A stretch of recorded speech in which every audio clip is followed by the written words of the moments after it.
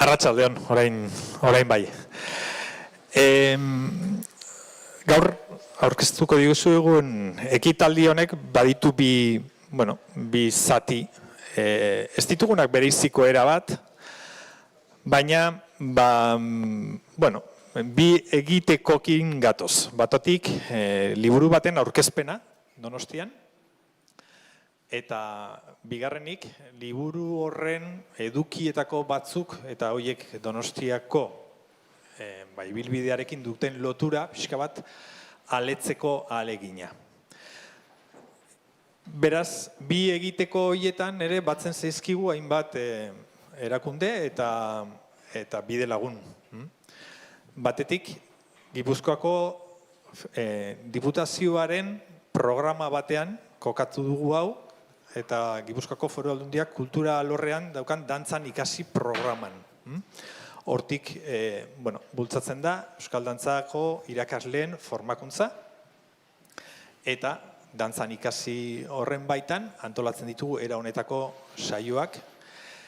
Eta bestetik, Donostiako udalak, bai liburu honen egitelanean diruz lagundu du, eta baita ere, gaur hartzen gaituen etxe honetan, Sant Elmo Museoan ere parte handia daukanez, bi alde horietatik ere Donostiako udala lagun daukagu bide honetan. Beraz, aurrera joan aurretik, etxe honetako nagusiari emango diot hitza. Jon Izausti, Donostiako udaleko kultura eta euskara zinegotziari, eta berak emango dizkigu bere ongitorri hitzak, eta ondotik jarraituko dugu Mikel Sarrigi eta gaurko dantzako liburu horren aurkezpenarekin. Arratsaldeon guztioi, ni etxe honetan maizterra naiz, lau urtez behintzat. Arratsaldeon guztioi, nik agurraren hitz dantzau aprobetxatu nahiko nuke, zuoi guztioi eskerrak emateko, gaurko egun honetan Sant Elmo Museo Zaharberri honetara etorri zaretelako, Euskal Museora etorri zaretelako, eta badelako bestak beste, museo honen egitekoa, geure ondarea ikertzea, zaintzea, baino baita ere horren berri ematea. Eta gaurko honetan, arratsalde honetan, beste behin, kasu honetan Mikel Sarrigiren eskutik, horixe egingo dugu, ezta? Geure ondarea ikertu dugu, eta orain hori zabaltzeko aukera izango dugu, ze horretan jardun du berak, 25 urte luzez, eta horren guztiaren ondorio, hortxe duzuen liburu mardula dago, ez, adibide gisa. Egia da, duela 2 urte Juan Inazio Iztuetak egin zuela lan sakon bat, baina kasu honetan, Mikelek lan hori hartu egin du, lekuko bezala, osatu egin du, gaurkotu egin du, eta, kasu honetan, bi goierritar dauzkagu Donostian, edo izan ditugu Donostian, Gipuzkoako dantzaren tradizio, oinarri, eta sorlekoen inguruan, hizketan edo lanean behintzat, eta uste dut hor badagoera ere zer esana, lurraldea eta Donostian arteko lotura hori ez delako beti erraza izaten, baina uste dut iraganean alaxe izan dela, lotura izan dela, eta etorkizunan ere alaxe izan berduela, ez da, lotura, Donostiak inspirazio asko jasotzen duelako lurraldetik, eta Donostiak ere inspirazio hori itzuli behar duelako Gipuzkoara. Eta, pentsatzen dut zientoka galdera ditugula guztiok buruan bueltaka, zein da geure dantzen jatorria, Europako beste dantzekin zer ikusia duen edo ez, beti denboran zehar igualtxu dantzatu izan dugun, pentsatzen dut horren guztiaren erantzunak topatuko ditugula. Eta, niri soka dantza honetan, udalean tokatu zaitz, euskara, kultura eta turismoaren ardurak izatea, eta, bere loturak ere topatu ditut dantzarekin, ez? Esan genezake, euskararen ikuspegitik, dantza badala gure gorputzeko hizkuntza, edo behintzat, gauzak adirazteko modua, kulturatik jakina, geure izaera eta nortasuna adirazteko modu ere bada, lana besa bada, eta turismoaren bueltan, uste dut garela, autentiko benetako izan behar garela, eta dantza erakustea, ona datozen gure dantzak erakustea ere, badala harik eta txukuna. Kasu honetan uste dut gaurkoan, hitz egiten dakienari eman behar zaiola hitza, eta dantzan ondo dakienari utzi behar zaiola dantzan egiten, beraz, Mikel, nahi dezunean, zeurea da hitza eta holtza. Eskerrik asko, guztioi.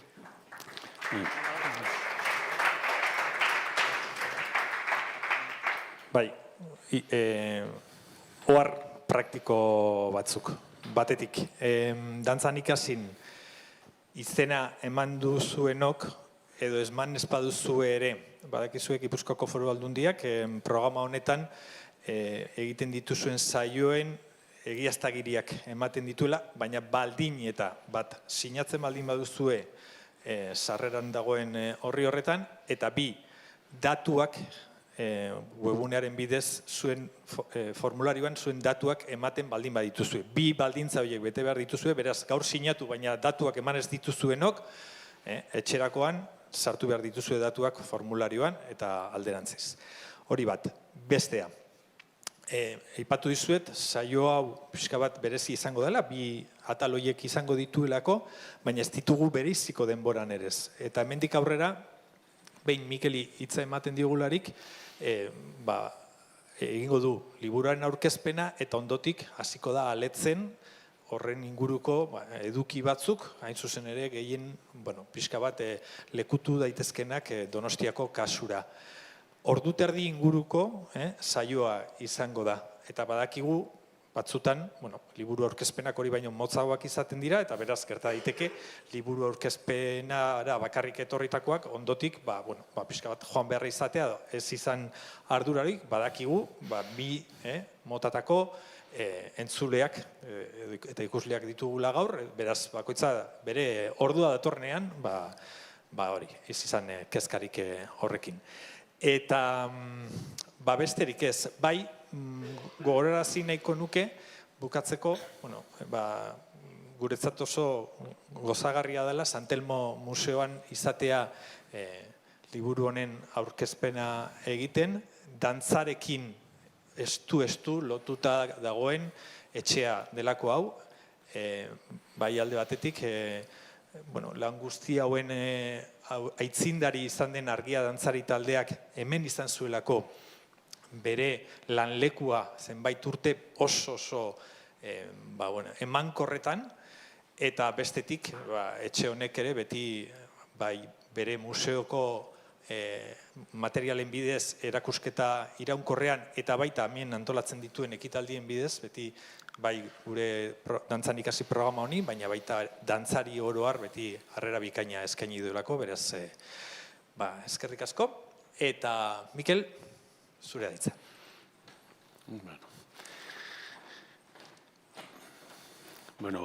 Arratsalde on eta danoi, eta eskerrik asko ongi etorriagatik Donostiako hiri bezala eta dantzan ikasiko lankide eta lagunen aldetik, ezta. Esan bezala, hasiko naiz pixka bat, liburuaren inguruan komentatuz, esan da, 200 urte, kasualidade izan da, ez pentsa marketing operazio bat izan danik iztuetaren 200 urte bete araztea liburua argitaratzeko, ezta. Baina, Juan Ignacio Iztueta Zaldibarrak gehien honik uste badakigula zein dan, Gipuzkoako dantzei buruz bere liburu ezaguna argitaratu zuen, 1824an, eta haren biografoek bere bizitzan ilungune handiak daudela esan izan digute. Eta beste hutsune batzuen artean, ezin jakin daitekela Juan Ignacio 1810 eta 1824 urteen tarte horretan zertan aritu zen. Justu liburua argitaratu aurreko hamarkada horretan. Nere ingurukok badaukate hipotesi bat oso baliagarria, eta da liburua pentsatzeko eta idazteko behar zuen denbora hartu zuela. Ez arrazoi falta, holakoa pentsatzeko, izane gure etxeen azken urte hauetan ezagutun dutena egoera nahiko bitxia izan da alde horretatik, ez da, iaia desagertu egin naiz familiko eta zenbait lagunen bizitzatik, ez. 25 urteko lana pilatu zait, eta, nire zorionerako hemen daukagu labur bilduta, naizta, horrelako tamainako liburu ikusita, sintesi bat dela sinisteak oso zaila dirudien, ez? Adituek esan izan dute antigualeko dantzamaixuek liburuak idazteko arrazoi nagusienetako bat izan oizela galtzeko arriskuan ikusten zuten ezagutza multzo bat gordetzea eta salbu jartzea. Nabarmen izan zen hori Iztuetaren motivazioa. Eta esan dezaket, neuk ere bat egin dudala neurri batean behintzat kezka horrekin. Umetan, herriko plazan izan nituen dantzamaixuak, familiekok izanik, oso gertukoak izan ditudanak, molde zaharrean aritzen ziren, eta horri esker, piztu zitzaidan alarma bat eta garatu zitzaidan ziurrenik ere sentsibilidade gutxieneko bat, ondoren dantzataldetan ezagutu dudan dantzaerakiko galderak eta zalantzak pizte arterainokoak. Iztuetak bere liburuan dantzarako erabiltzen ziren dozena bat mugimendu deskribatu zizkigun, eta aldi berean beste asko azaldu gabe uzten zituela adierazi zigun. Hemen elkartu ditugun testigantzei eta dantzamaixu eta dantzario guztioi esker, orain arte dantzariok erabiltzen genuen 4 bat dozenako zerrenda edo hiztegi hori izugarri biderkatu da eta gutxienez 20 bat dozena 20 bat dozenako multzoa bilakatu zaigu, ezta? Liburuan aurkituko dituzue berreraiki ahal izan ditugun katalogo horren osagai guzti horiek. Eta gainea, ziur nago, bestalde oraindik ere ez daudela hor dauden edo diren guztiak. Honen bestez, gure dantza hizkuntza oso aberatsa dela konturatu gara, eta ondo pentsatuta, hemen gaur aurkezten dugun liburu hau, hizkuntza horren hiztegi eta gramatika bat da, denei esker jaso, eta sailkatu ahal izan dugun katon liburu erraldoi xamarra, nola baita esateatik. Lan honen zutabe izan zareten hainbat, bildu zarete gaur hemen, baita zenbaiten familiak ere, eta denok zuen ezagutza eta eskarmentua oparitu didazue modu zuzen edo zeharkakoan. Dantzariak, dantzarioiak, dantzamaixuak, haien familiartekoak, denek, salbuespenik gabe, ilusio berezi batez hartu nauzue zuen etxeetan, ostatuetan, elkartetan, baita lorategi, bulego, lantoki, jauregi, kulturetxe, antzoki, edo kaleko zein jarlekutan ere. Gaur egungo bizimodu urduritik eta itogarritik isolatu, eta zuen dantza bizipen xume zein arranditsu, xalo zein arrakastatxu, baina beti erakargarri eta liluragarrietan murgildu nauzue, ordu luze, taldi berean labur etxitakoetan. Nere ustez, borondate hutsez, gure herriaren ondareari egin diozuen ekarpenaren neurria, etorkizunak zehaztu beharko badu ere, ez da makala. Miresgarriak izan zaizkit, erakutsi dituzuen oroitzeko ahalmena, dantzarako sena, prestutasuna eta harrotasuna, sentiberatasuna eta ondorengo garenoi erakutsi eta laguntzeko gogoa. Ez da batere harritzekoa beraz, bildual izan dugun dantza altxorra aina beratxe izatea. Sagasetaren hitzak ekarriko ditutona. Zenekitena dena eman didazue eta gozamen hutsa izan da. Tradizioak balio duena bakarrik gordetzen omen du. Unean baliagarri izateari uzten dion hori galdu egiten da, eta horregatik galdetu behar diogu gure buruari nolatan biziraunduen honek guztiak. Hainbat hamarkadaz eta mendez, ahoz-aho transmitituta gure plazetan eta kaletan eta etxeetan. Sinetsi idazue, guk herri moduan gorde ditugun dantzak, Europako berpizkundeko dantza zahar eta historikoekin lotzen dituen evidentziak dimentsio izugarria daukala esaten badizuet, batez ere Europa mailako testuinguruan. Arro esaten dugu euskara, hizkuntza, dela herri egiten gaituen altxorra. Parean jarrita, arro aldarrikatu dezakegu, guri dantzizkuntza, euskal dantza, Europan modu deigarrian eta baliotsuan kokatzen gaituen altxorra dela. Ez dugu ordea atzera bakarrik begiratu nahi. Etorkizunerako baliagarri izango badira, aipatu ditugun horiek denak gordea alizateko ezagutu egin behar dira. Eta ezagutu alizateko ikertu. Neurri batean, hemen ditugu ikertuak eta orain ezagutzera emateko tenorea da. Liburuak argia ikusi zezan, auzolana ezinbestekoa izan da. Eta nire sareetan erori direnak gogoratu nahi ditut lehendabizi laguntzaile fin eta eskuzabalak izan diren, Oier Araolaza, Emilio Xabier Dueñas, Edurne Aldasoro, Carles Mas, Aitor Furundarena, Iñaki Arregi eta Igor Rezola batez ere. Izan ditut beste laguntzaile eta aholku emaile asko ere, batzuk hemen zaudete, eta eskerrik beroenak denoi.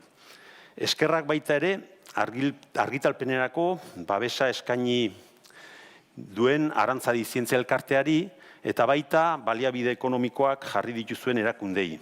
Donostiako udala, Gipuzkoako Foru Aldundia eta Beasain, Ordizia, Zumarraga, Zaldibia, Oñati eta Segurako udalek. Mila esker. Oroitzapen maitagarrirako tarte bat eskaini nahi diet, hala merezi dutelako, dagoeneko gure ondoan dantzatzeari utzi dioten lagun guztiei. Eta horien artean, hemen ingurukoak izanik, liburuan parte hartze zuzena izan duten Jaime Albilos, Maria Dolores Elizegi, Zirilo Garmendia, Iñaki Mugertza, Juanma Oronoz, Luis Udakiola, Carmele Zapirain eta Mikel Pontesta. Gure Aitzaponteko iztuetaren hitzetan, haiei eta zuei guztioi, opa dizuet, zinez osasuna, dantza ona eta betiko atsegina. Eskerrik beroenak beraz denoi. Behin sarrerako hitzoiek esan da, liburuaren beraren goraberak inaz gaitezke, eta batez ere, hurrengo denbora tarte honetan, zenbait ondorio eta aipatu eta azaldu nahi nituzke.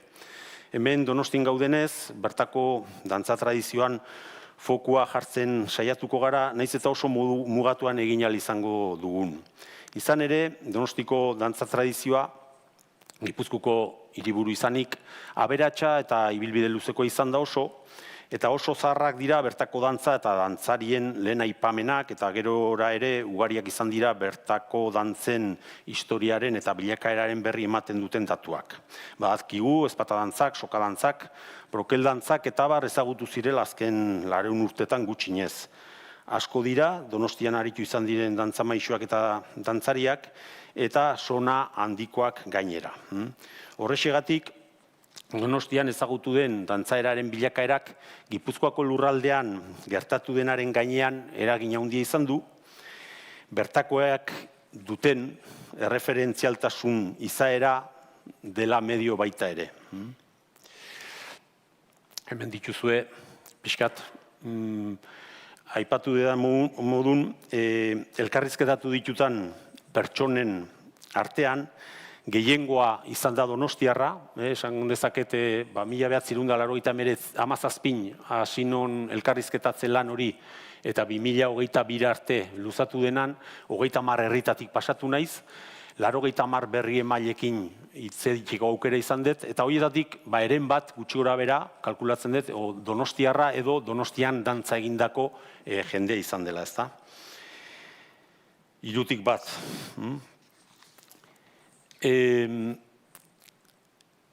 Lana hasteko unean oso garrantzitsua izan zen aurretik zegoena aztertzea. Nolabait, hau ez da hutsetik sortu den ikerketa lan bat, aurretik lan asko zegoen eginda, eta beharrezkoa zen, ez bakarri lan hori, baizik eta aurkitu nitzazken erreferentzia guztiak jaso eta biltzea. Horretarako ustuketa lan nahiko sistematiko bat planteatu gendun, eta horrek esan nahi zuen, Euskal idatzizko itxuri orokorrak ustu genitula, zenbait aldizkari, dantzariak, txistulari aldizkaria eta bar.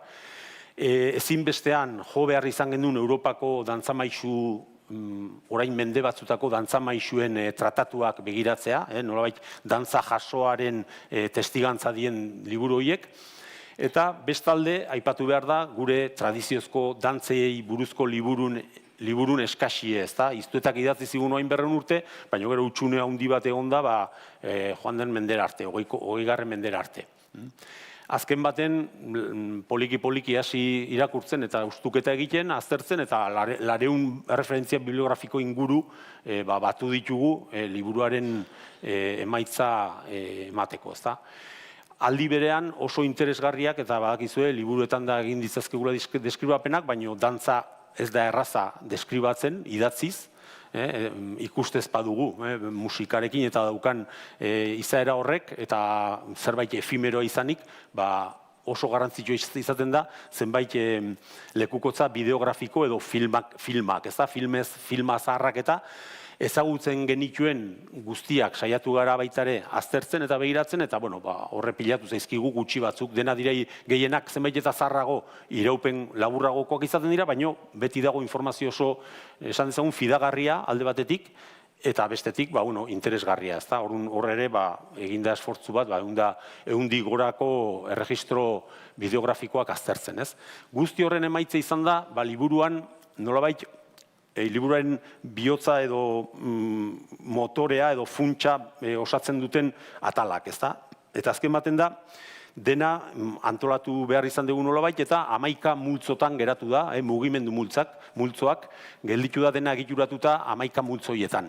Esan behar da, liburu hau ez dela dantzai buruzko liburu bat. Hemen ez dago dantzak nola egiten zien deskribapenik. Baizik eta dantzatzeko erabiltzen zen hizkuntza, dantzatzeko erabiltzen zien mugimenduen ikerketa bada. Aipatzen die dantzak, baina beti bigarren mailako zerbait bezala zentzu horretan.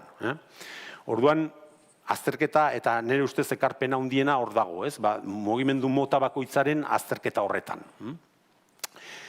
Liburuaren bukaeran egiten da proposamen bat, izan nahi du proposamen honek nolabait orain arte zeuden proposamenen osagarri bat edo aurrera egite bat, ze oso neurri handi baten orain arte zeuden zenbait azterketa eta proposamen alor honi dagozkionak oso baliagarriak izan dira eta oinarri sendo bat gertatu dira ondoren pauso bat gehiago eman eta hor aurrera egin ahal izateko, ez? Gero ikusiko dugu pixka bat hori nola egituratu dan. Beste zer baino lehen, bai aipatu nahi nituzke aurrekarin artean, garai bateko dantza liburuek osatzen duten ondare hori, ez? 15. mendetik hasi eta 16. mende bitarte, 16 ez, 15. aurrera agertzen di lehenengo dantza liburuak edo dantza tratatuak Europan. Hori oso lotuta dago dantza maisuaren figurarekin. Hau da, dantza maisua agertu zen Italiako gortetan, errege gortetan, 15. mendean, eta dantza maisu horiek hasi ziren nolabait beraien liburuak idazten, ez da? Hori orain, esango nuke, ni uste 80 anekdota bezala kontatu dezaket, ni aurreskulari txapelduna nitzela, 1988an, Joanan Urbeltzi esker, joan behar izan nun Italira aurreskoa dantzatzera.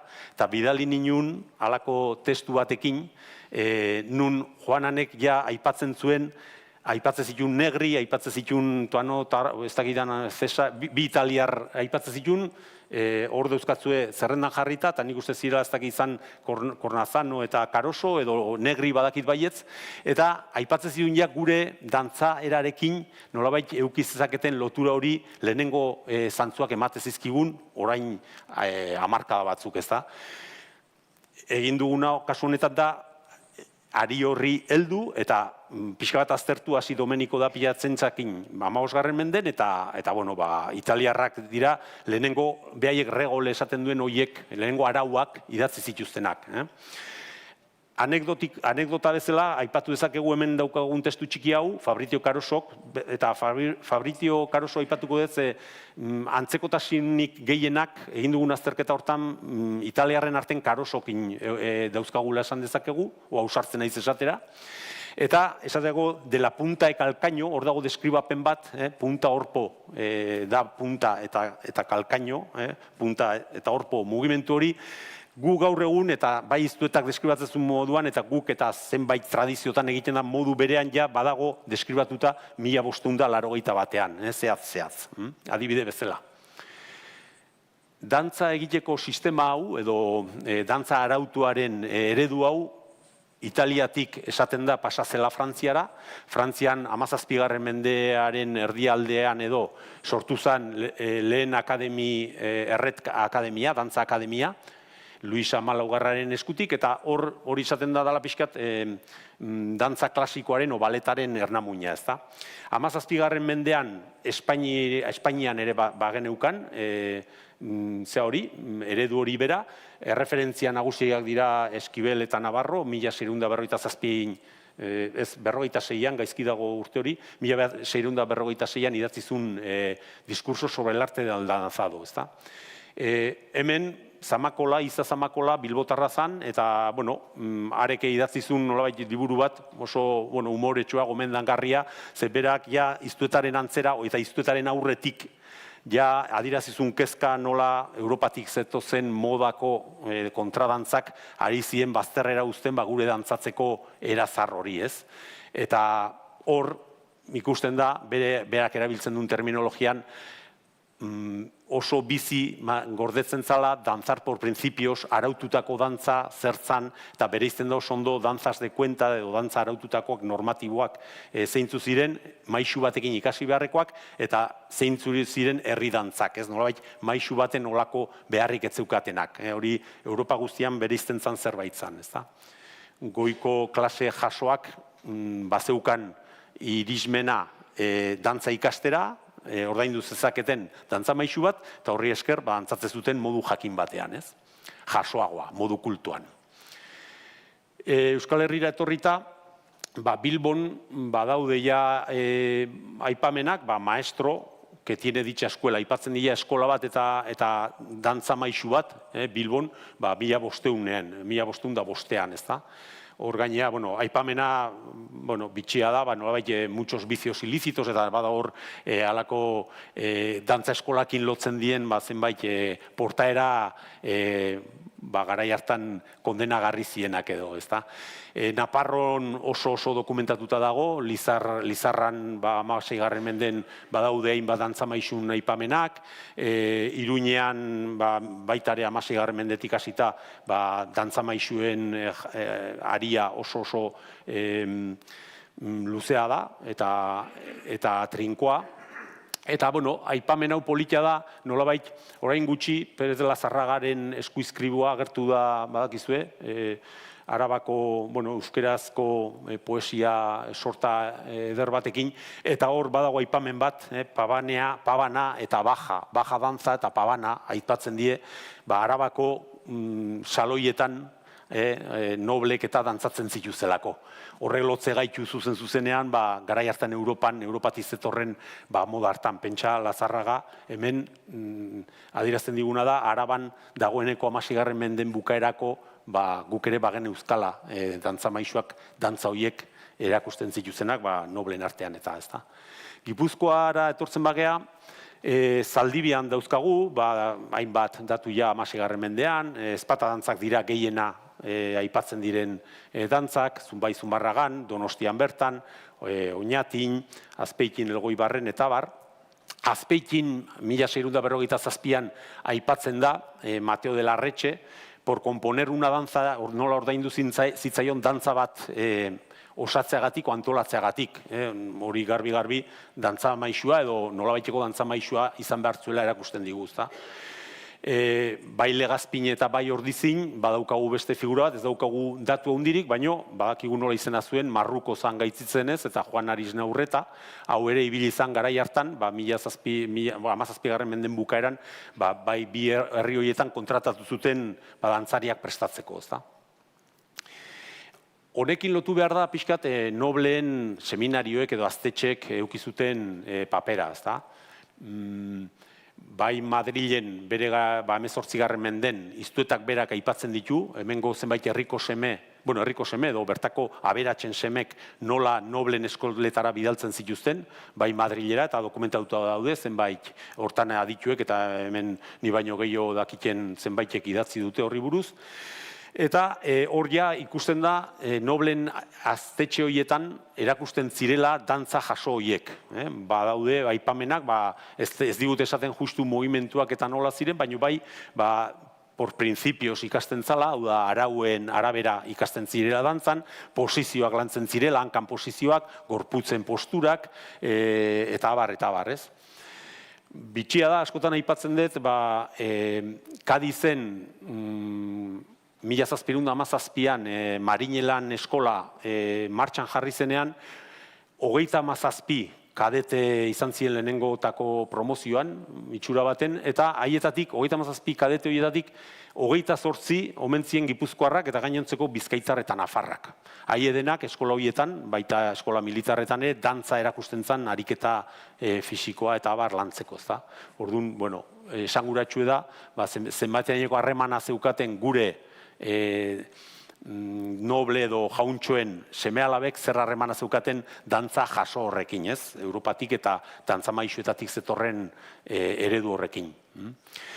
Orduan, hipotesi hori askotan aipatu izan da, zenbait aditun aldetik, eta garbi dago jauntxoen eskola horiek herri dantzen eskolakin, eta ez bakarrik hemen Katalunian ere aztertuta dago, edo iparraldean zuberoko dantzekin, armadako eskoletan edo soldaduzka egiten zuten bitartean zuberotar dantzariek nola ikaste zituzten dantzak gero beraien tradizioan txertatzen zituzten. Orduan hor beti egonda herri dantza edo herri dantzarien eta goi mailako dantzarien arteko joan etorri bat, ezta? Eta iztuetak hori ere garbi aipatzen digu, ez? Aipatzen ditut zenbait pertsona, oso egoki, ari zienak, beraiek bere aztetxetan, seminarioetan ikasitako dantza modu horiek, gure tradizioetan, tradiziozko dantzetan txertatzen.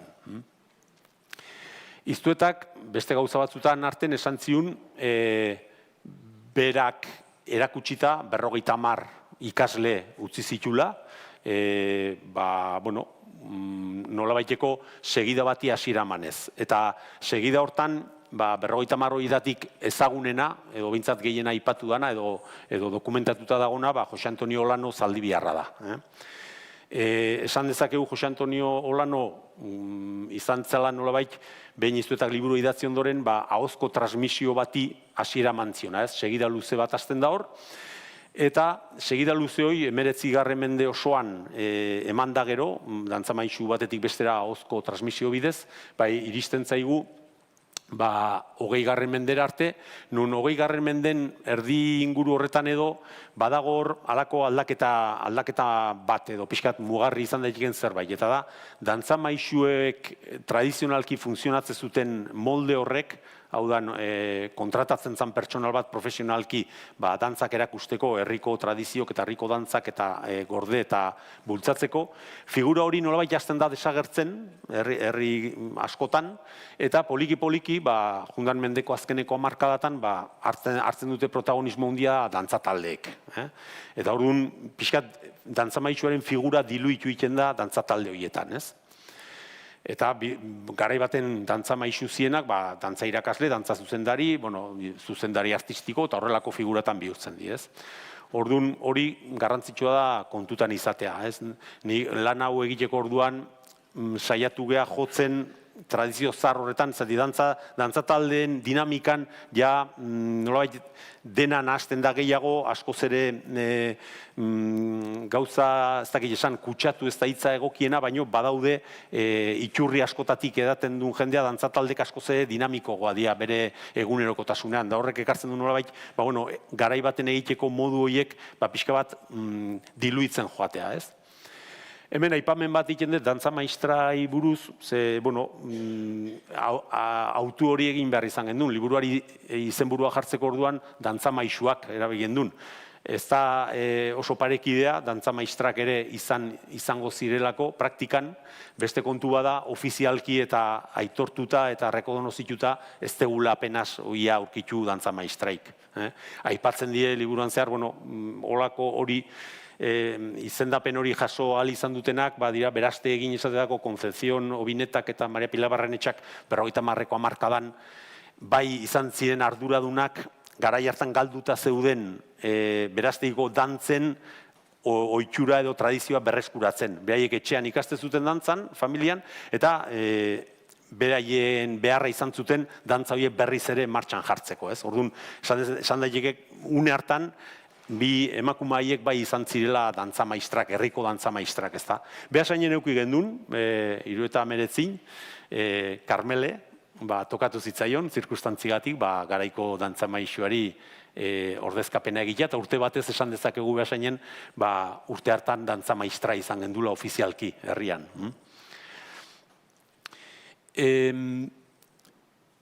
Egin dugun pixkat azterlan guzti honen emaitza, azken baten da, halako sare oso trinko bat, ez? Eta hemen ja, ikusten, hemengo diagrama honetan oso grafikoki ikusten da, nolabait iztu eta jatorrin Zaldibin baldin bageneukan, Jose Antonio Olano Zaldibitik Ordizira etorri izan, Ordizian eukizun dantza eskola, eta Jose Antonio Olanon ikasle mordo batek, garai hartan Ordizi dantza munduan potentzia bat izan zela esan dezakegu, garai hartan, ari naiz, jundan menden, 20. menden hasierataz. Ordizitik egontzan halako irradiatze bat, lurralde guztian, eta lotura hauek erakusten digute nolabait zeharreman izan duen herri bakoitzen dantzan ikuspuntutik edo dantza maisuen bidez. Hau da, hemen dauzkagu irudikatuta, jaso ditugun harreman guztiak. Zein herritako dantza maisu edo dantzariak ibili ziren beste herri baten dantzak erakusten, edo referentzia moduan. Orduan, hemen ja, nolabait ikuskatzen da, badagoela Ordizitik, Donostia alderako pujanatarren bidez, halako zutabe edo erdigune nagusi bat, ez da? Pixka bat, Donostia, Añorga eta Usurbilde inguruko zeatan. Aldi beren, Donostitik egonda gero retorno bat, zenbait herritara, eta, badira zenbait herri edo tradizioa, pixka bat, bateze periferian, isolatuta geratu direnak alderdi hortatik, ez? Hemen ere irudikatuta dago, naiz eta ez dauden herri guztiak, aipatu den hori bera, ez? Ordizian, Iztu eta Olanotik hainbat dantza maisuen artetik Pujana Donostira etorri zitzaigun, eta Donostian eman zitzaion nolabait hasiera, pixka bat gero goizaldin gauzatu zen eskola bati. Baina, kontutan eduki behar da, Pujana, bera, aita, Jose Lorentxo, ibili zala baita ere beste zenbait herritan dantzak erakusten. Eta bakoitzak bere adarra sortu zuen, ez? Horrek balio du gero zenbait gauza ulertzeko. Eta herri bakoitzean, azten bagea alako mapatxoa osatzen, olako eredua dauzkagu. Hau edie tabernako serbilatatan elkarrizketak egiten ditun bitarten egindako zenbait anotazio, baina hemen daukagu Añorgaren kasua. Añorgaren kasua lerroa bai da bat bakarra, hau da Pujanatarrak izan ziren, eta Pujanatarren segidan Basurto, Altuna, Oronozbera, eta abar, egontzan olako lerro bat. Aldiz, Zarautzen, badaude Tolosako dantza maisuen segidan, badaude bi zutabe, bat esan dezagun tradizio zalegoa, gehienetan karlistei lotutakoa, ideologikoki, eta beste zutabe bat nolai dantzataldeak Tolosan oso goiz hasi ziren martxan, eta ja, badauzkagu 50ko hamarkadan, hainbat dantzatalde, Ariz dantzataldea, gero Udaberri, eta bar, eta bakoitzak paralelon funtzionatzen zuten urte batzutan. Baina, momentu baten desagertzen da tradiziozko beste eredu hori, eta dantzataldeak hartzen du nolabait dena, ez? Eredu hori gertatu da herri askotan. Guri gehiena interesatzeiuna tradiziozko hori izan, nolabait nahi bagendun berreskuratu lehenagoko egikera eta molde zaraiek, ez? Zarauzko kasua da bestea, Zarautzen kasun sekulako nasmena dago. Hor han bazien karlistak, baina gero bazien dantzatalde pila bat, elkarrekin, oso dinamikoa, ez? Eta hor sortzen den nasmenduri oso zaila da, nolabait argitzen eta jarraipen edo zea bat egiten, ez? Lehen erakutsi detan diagrama horretan oinarrituta ikusi dezagu, hau da pixkat lehen esan duguna, Jose Lorentxo Pujana nun zein herritan aritu zen, urdinez markatuta dauzkatzue. Ikusten duzue, ia lurralde osoa momentu jakin baten, batez 40ko hamarkadan, naiz eta gerra aurretik hasi zen, hemen Donostin eta Donostin gurun, 40 eta Ordizikin eta jakina, 40ko hamarkadan oso aktibitatea handia izan zuen, naiz eta bere adina oso altua izan, baina eukizun nolabait eragina herri askotan. Eta hor geratu ziren, bere eraginetik kanpo, geratu ziren zenbait herri, eta hau datu niretzat interesgarria da gero ulertzeko zergaitik herri horietan dantzatzen dan modu baten eta zergaitik dauden desberdintasunak, ez?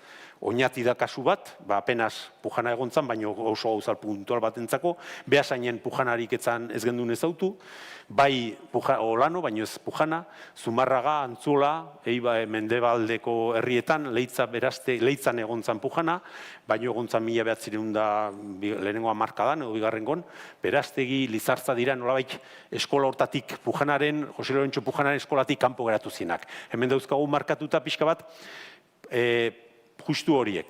Jose Lorentxo pujanak eragina hundirik izan ez zituen herriak. Ikusten duzuen gehien bat ingurumarian edo periferian dauzkagula, ez?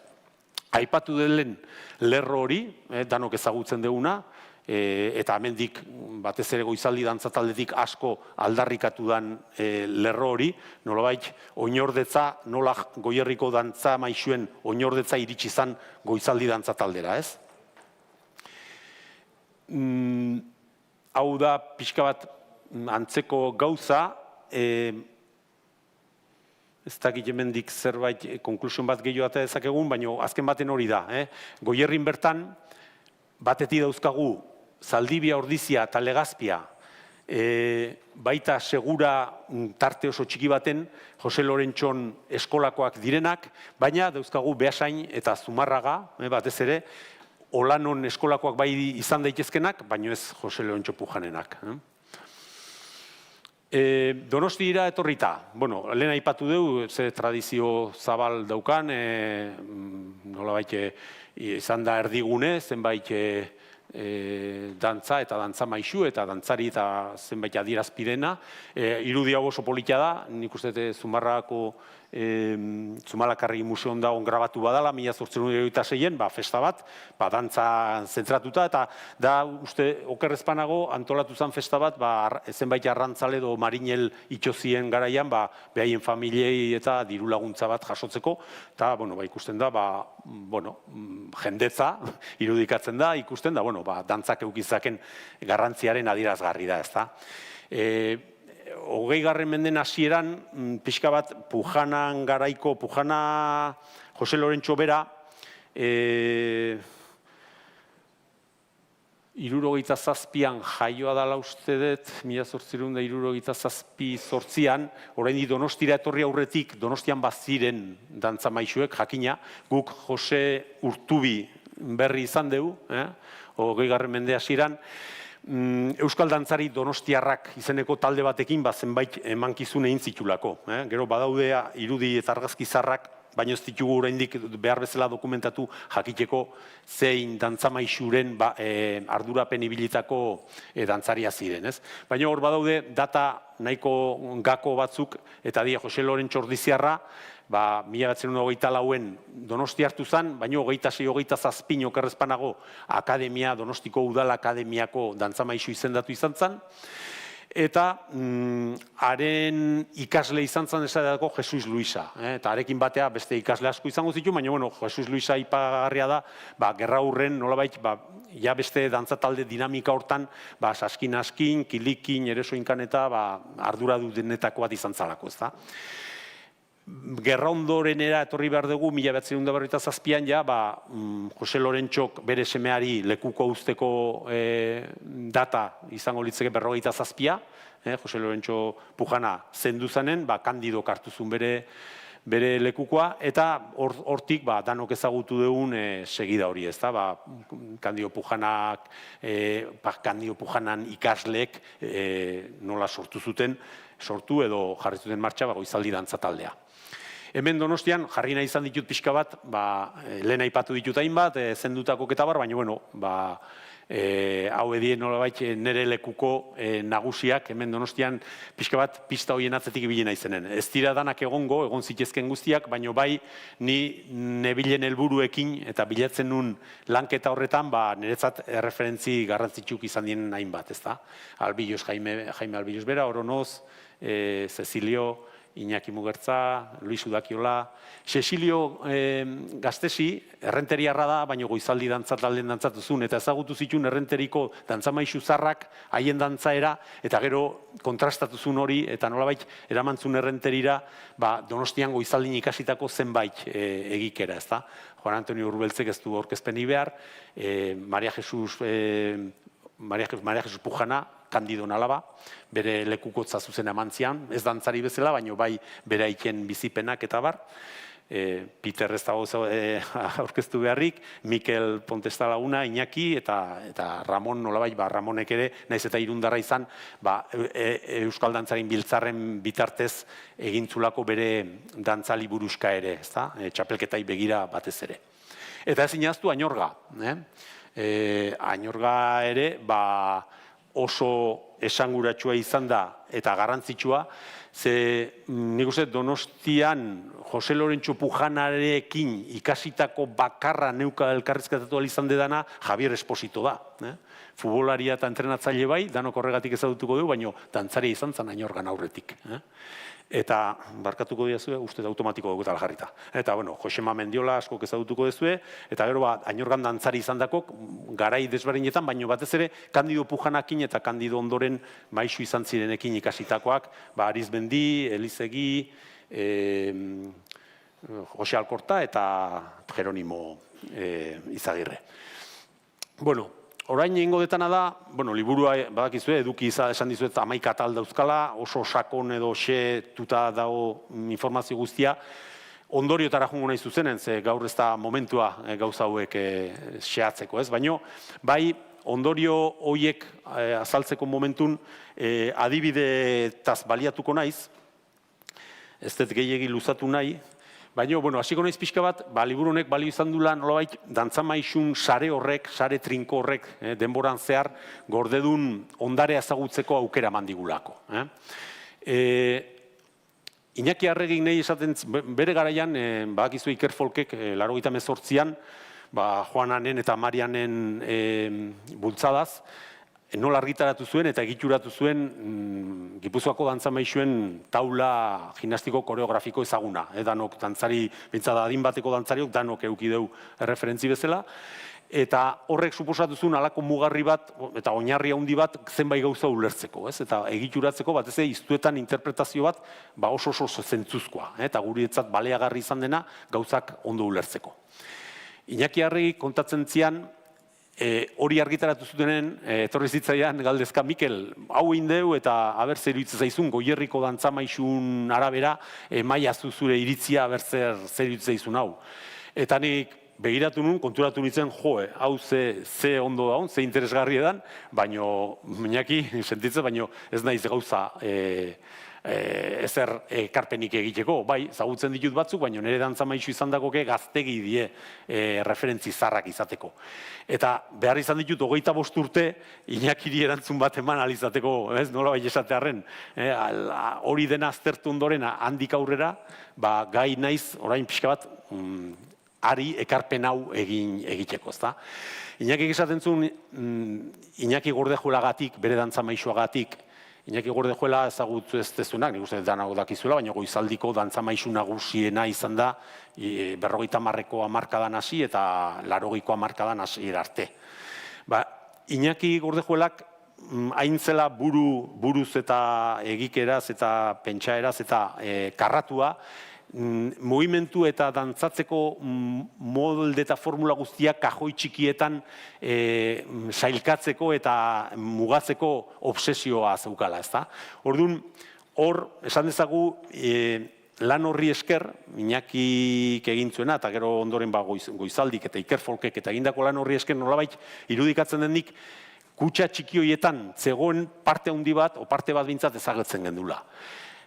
Irudikatu nahi izan dut, nolabait, bazeudela zenbait elementu, Goierriko dantzamaixu zaharrena, eta ez bakarrik Goierriko baizik eta inguruko beste herri guztietako dantzamaixuen jakintza eta ondarea, oraindik ere ireki gabe zeon zerbait.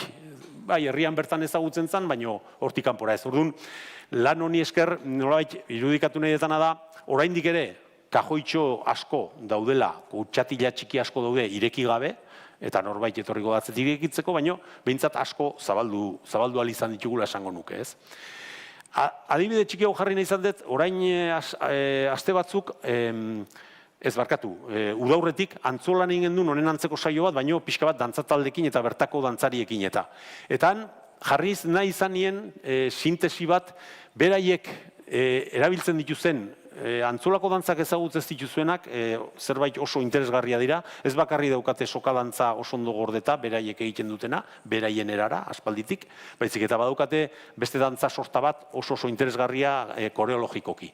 Egiten dituzte uztai dantza bat, makil haundi dantza bat, zinta dantza bat, eta dauzkate oso osagai interesgarriak.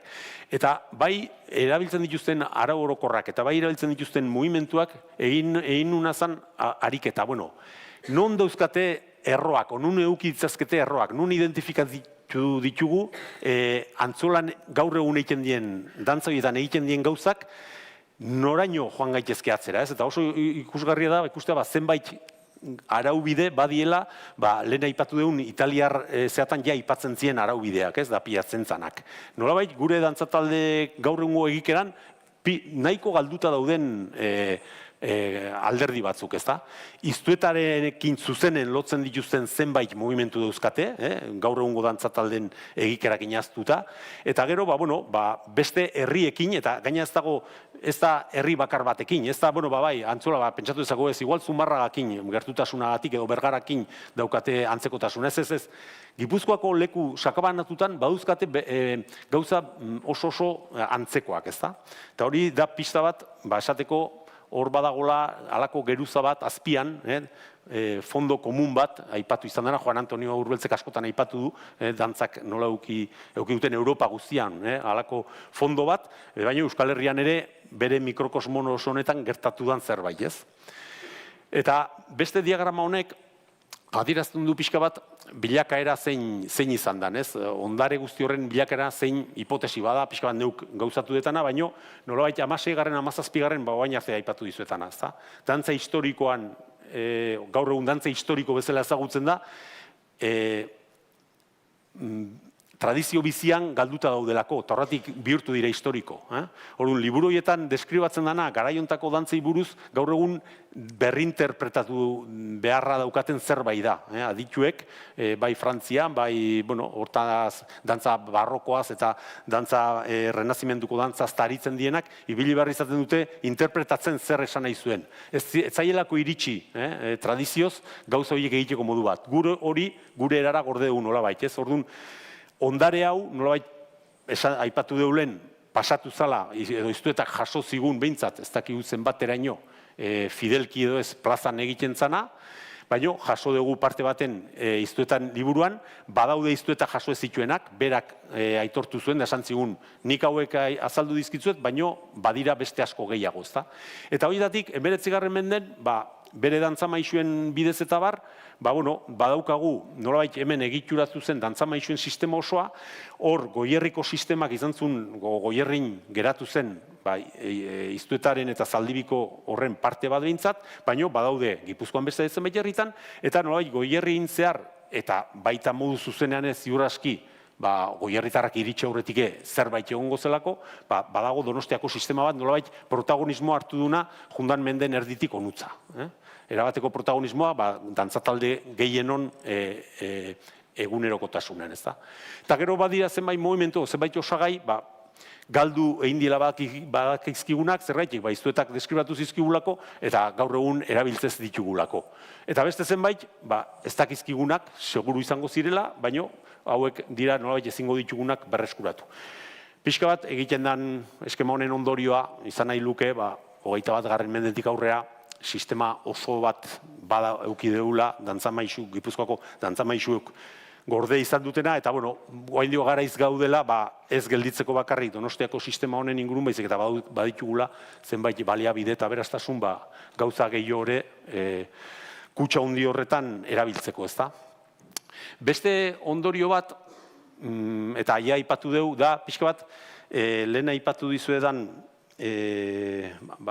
adituek eta landu izan duten lerro hori, harremanak gure dantzak eta dantza historikoen artekok, egindako azterlan xeago honi esker, eta batez ere periferian galduta edo ezkutatuta zeuden mugimendu eta eduki horiek ekarri ditugunen, inkorporatu ditugunen, posible dela lotura horiek zehazkiago finkatzea.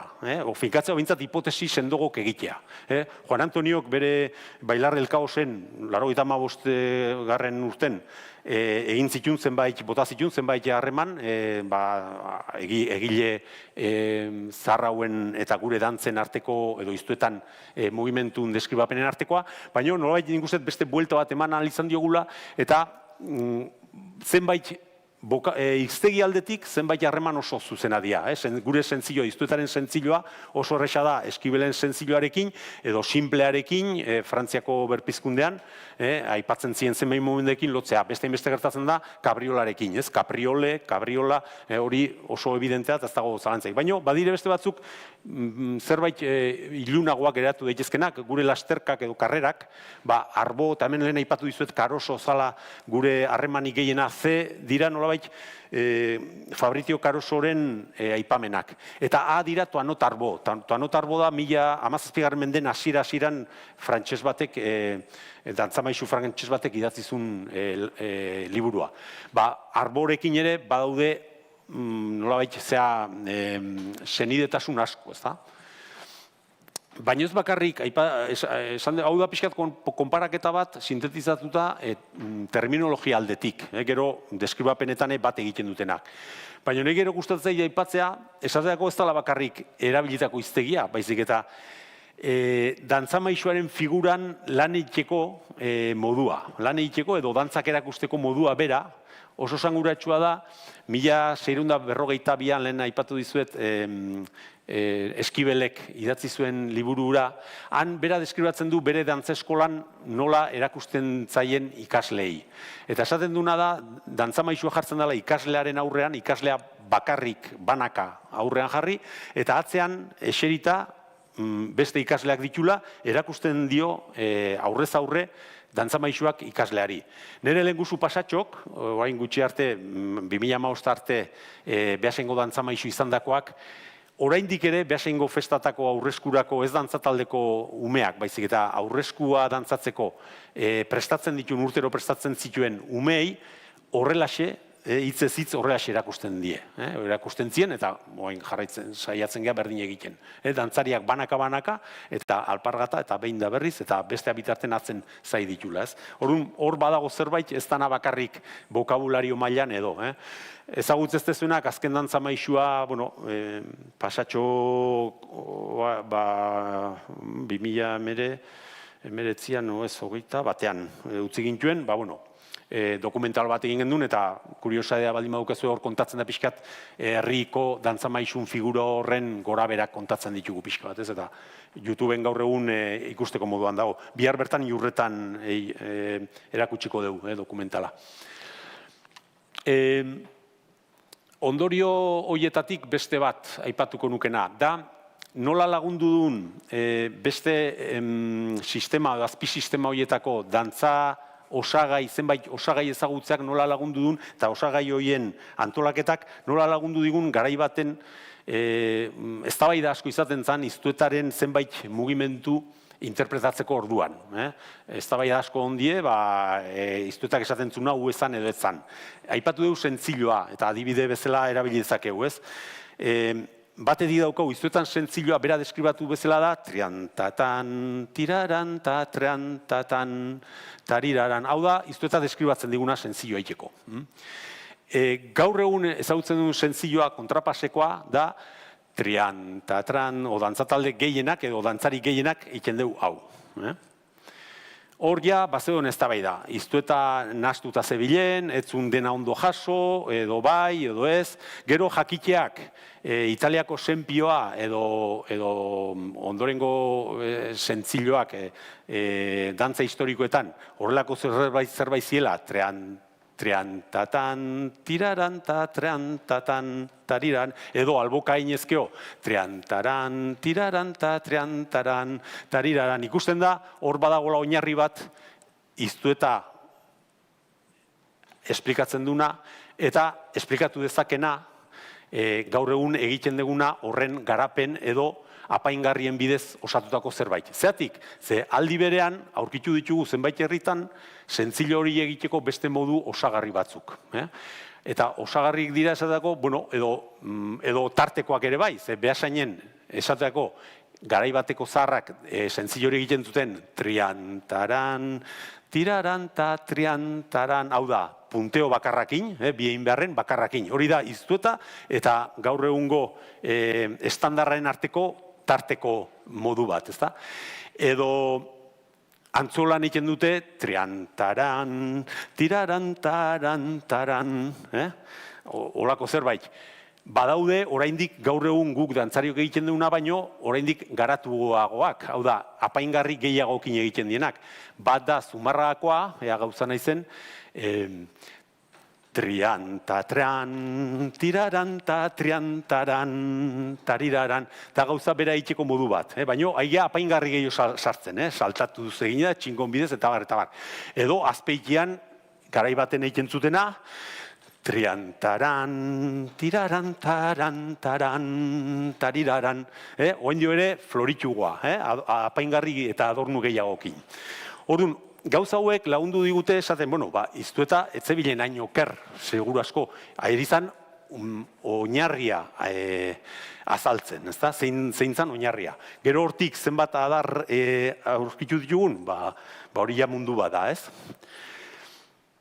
Lehen aipatu dut, aurretik zeuden proposamenak eta zea gabe, nekez iritsiko ginen honekin ere iritsigan lekuraino, hau da. Gaizka Barandiaranek, utzi zigun liburu sorta bat, 70ko hamarkadan, non 3 liburukitan deskribatuzun oso zehatz, ustez garai hartan goizaldik egiten zuena. Behintzat bere esanetan, Jaime Albilosek erakutsi zizkion pausoak edo egin zizkion beraz ekizkin dantzak, banaka-banaka eta xe-xe, eta gaizkak egin zuena zen, nota musikalakin batera deskribapena egin zehatz. Horre laguntzen du, 70ko hamarkadan, behintzat eukitzen pista bat, goizaldik nola egiten zituen gauzak, ez? Ondoren etorri da, ipatu detan Iker Folken lana, hainbat argitalpen eta lan izan die, oso erabilgarrik, eta azken baten Ramon Sánchezek ere bere garaian, txapelketai begira batez argitaratuzun eskuliburutxo hori, ez? Iker Folken proposamenean, pixkat adierazgarria eta ikustarazteko, ezta, iztuetak deskribatu zizkigun 13 mugimendu nagusi. Santzigun, baziela beste batzuk gehiago. Iker Folkek nolabait goizaldiren eta beraiek jasotako tradizio donostiko eskola horren ondorioz, 57 arte eraman zituen mugimenduak, ezta? Behintzat, hola tabulatutako horiek. Liburu honetan denak inkorporatu ditugunean edo, nolabait 57 horiek bihurtu dira, ez dakit, hemen diagrama honetan daude pixkat nola lotzen diren mugimendu batzu bestekin, baina 200 gora izan daitezke, segun eta ze izaera ematen diogun mugimendu bakoitzari, ez? Garrantzi aldetik. Hori oso luze jungo litzeke, baina badago sailkapen bat zer dan puntu nagusia, edo oinarrizkoa, zer dan apaingarria, zer dan bien kombinaketan bidez egiten dien puntuak, eta azkenen nola funtzionatzen duen gure dantzen hizkuntzak, hori ja beste luzerako joko luken beste alor bada, ez? Baina sentziloen kasura ekarrita, daukaguna da, geuk jaso ditugun unitate guzti horiek, mugimendu unitate horiek guzti horiek, baldin badira hemen bastakit 40 inguru, iztuetak bi deskribatu zizkigun, oinarrizko bi horiek, Iker Folkek, Donostiako eskolan erabiltzen ziren, 5 pasei deskribitu zizkigun, o deskribituta utzi zitun, eta hori edia dantzatalde gehienak erabili ditugunak, naiz eta gero badauden zenbait ekarpen, baina azkenen ikustarazteko proportzio hortan nolabait mugimendu mota bakoitzekin ze gertatzen den, ze erakusten den argitalpen honetan, ez da? Bukatzeko, eta dauketan denbora honetan pixkat zenbait gaur egun indarrean edo indar xamarrean iritsi zaizkigun hainbat ustei buruzko ondorio batzuk, ez da? Lehen esan dugu nolabait, nola goizalditik aldarrikatu izan den, goierritik jundako dantzamaixuek, Jose Lorenzo Pujanaren bidez, jaso zuten goizaldiko ondare hori, ezta? Beti eta aurreko hamarkadatako edozein testutan eta batez iztuetai buruzko adituen arten da irakurriko duzue, hor egon dela halako hirutasun santu bat, ezta? Juan Ignacio Iztuetako lanoi eta olanok Pujanatarrai, ez? Horren horiek izan di pixkat altarean jarri izan dienak. Zer gertatzen da, lehen esan dizuedana pixka bat, ez? Donostira joandako Ordiziko eskola hori, goizaldin hamarkada batzutan egosi eta bilakaera bat ezagutu ondoren, pixka bat bueltan etorri zaigunen zeudela txokeak, ez? Hori izan zen lehenengo alarma, ez? Han esaten da Iztuetak eta hola erakutsi baldin mazieten hauei Pujanatarrai, eta Pujanako laiten mazun, hemen Ordiziko guguri Ordiziko dantzamaixuk eta erakutsi digutena zergaitik da desberdina neurri batean, ez? Eta zer esanik ez dira, inguruko herritakiko, ez? Horren kezka hortatik, kontutan uki barreko gauza batzuk aipagarria dira. Batetik da, Pujanatarren transmisio horren fideltasuna. Zenbateraino izan daiteken hain matematikoa. Dantzamaixu batek dana jasodun bezala urrengoei zabaltzea. Hemen daukazua, niretzat sorpresa izan zen. Hain barneratuta geneukan Pujana aitak asemeari eta asemeago izaldi, jakitea 1947an Jose Lorenzo hiltzanen Kandido hasi zan Donostiko Udal Akademian, eta Kandidok 48an, nolabait bazeukan ja, Grupo de Danzas Guipuzcoanas del Maestro Kandido Pujana, bezala aurkezten zan talde hori, 48 irurtetan bihurtu zan ja, nolabait goizaldiko dantzari talde horrek, nolabait goizaldi izena eman zion bere taldeari, eta hasi zan dinamika baten, eta lekukotzek kontatu digunetenagatik, nolabait hemen Kandidok protagonismo asko galduzun ja, garaiontan. Justu goizaldi izenarekin egontzan hor, ez zaion gustatu Kandidori, bera zanez taldeko maixua, ez zaion gustatu bere gogoz kontrako zerbait bezala izan otezan, izena aldaketa. Eta horrekin batera etorri izan, berak, hor, azkenen taldea gaztea zan, bazegon politikoki ere bere gora berak egon zitezken, batetik tradizionazalek eta karlista zien Pujanatarrak, eta bestetik, abertzale ingurukoak dantzariak. Eta hor egon zan, alde hortatik aldaketa txiki bat. Eta gainako izaldi bazeukaina nolabait sensazioa, erakutsi beharreko guztia Pujanatarrek erakutsi ziela, eta beraiek nahi zuten hori zabaldu Euskal Herriko beste dantzetara eta barrez. Pixka bat, garai hartan, 50ko hamarkadan oso modantzegon zazpi herrialdetako dantzak erakustea eta barre eta hori, ez? Orduan, horren pixka bat adierazgarri txiki batzuk aipatuko ditut, zan aldetik terminologia aldetik hasteko, ez da, esateadako. Gure dantzak egituratzen dira puntuak, adornuak eta aldairak, lehen esan dugu pixka bat.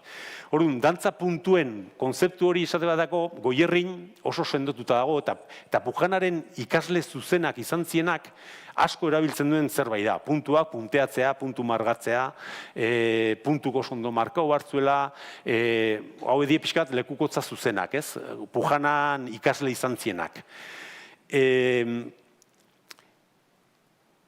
Era beren, hori bera agertzen da Zumarragan, agertzen da Azpeitin, Zarautzen, Oñatin, eta ez dira zuzenen harreman eduki duten herriak elkarren arteko dantzamaixuen bidez. Baizik eta bakoitza bere lekuan dantza puntuen konzeptu hori existitzen du, ez? Donostian, jaso dugunan arabera, Kandidotik aurrera desagertu gintzan puntuak aipatzeko kontu hori, ez da? Orduan, da pixkat, hizkuntzak ere nola laguntzen duen batzutan, zenbait gauza ulertzen, ez da? Naiz eta garai hortan bertan, Isidro Ansorenak puntuen konzeptu hori erabiltzen zuen. Orduan, pixka bat, Pujanatarrek nolabait transmititu ez zuten zerbait izan zen, konzeptu hori. Beste detail hori hizkuntza mailan. Dantza mugimendu idagokionez. Argazki hau da, jundan menden hasirakoa, eta segurasko ez da Konstituzio plazan, eta figatu zaitezte dantzariaren mugimendu horretan. Piskat, hanka hemen dauka, hori ia ziur da oinpuntako bat markatzen nahi dalako. Iztuetak, oinpuntakoa egiteko deskribapenean, esaten zigun egin bertzala hau eta hau. Eta gaur egun erabiltzen dugu mugimendu esaterako tarin-taran, egiten du movimentoi, tarin-taran, izueta esaten digola izan behartzola. Claro, guri, hau da, oina saietxea atera eta oinpunta markatu beste hankan gainen. Mugimendu hori gaur egungo dantzataldek ia inok ez dugu erabiltzen. Ia inok o inok. Ni dantzataldetan ez dut mugimendu hori ezagutu. Baina aldiz, behasengo tradizio zarren, Legazpin, Elgoibarren, Azpeitin, Azkoitin, Lastur, Itziar, leku hietan badago mugimendu hori. Nere lehengusuk, eta beha ere dantzamaixuk eta zeitzen zuen, hola iten zen. Ez behar bada justu kontrapaseko dantza horretan, baino bai beste zenbait zortzikotan eta hau erabiltzen zuten. Hor ikusi diogun horri, garbi-garbia da markatzen hori. Ez hori bakarrik. Aurreratu inaiz.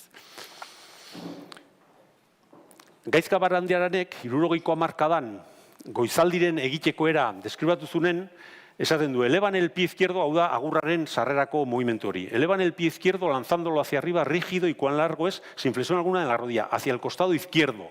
Agertzen da hacia el costado izquierdo. Gaur egun agurran zer egiten deu. Tarin, taran, hacia el costado izquierdo hau izan behar du. Alde hortatik, hau pentsarazten digu badala lehengo horren zantzu bat, albora ateratzeko horren zantzu bat. Hori iztu eta deskribatu zigun, hainbat tradiziotan mantendu da, baino nolabait hemen Donostiko gaur egungo estandar horretan edo desagertu intzaigu, eta hain danok altxatzen dugu hanka aurrera. Horrekin lotuta aldi beren dago hankan gorakoa. Hankan gorakoa, gerra hurren, oso bitxia da, gerra hurren ez dago ez dokumentazik, ez testigantzaik inok hanka gora altxatzen zunik, ez behintzat oingo neurrian burutik gora, edo gerritik baino gorago. Hor badauzkagu filmak eta zarrak, 20. mendekoak, badago Oñatiko Aurreskuaren filmaketak badaude, garai hortako baita, Lekarotzen eta bar, eta ikusten da, gerra ondoren arte ez da gertzen hanka goratuik, ez da gertzen.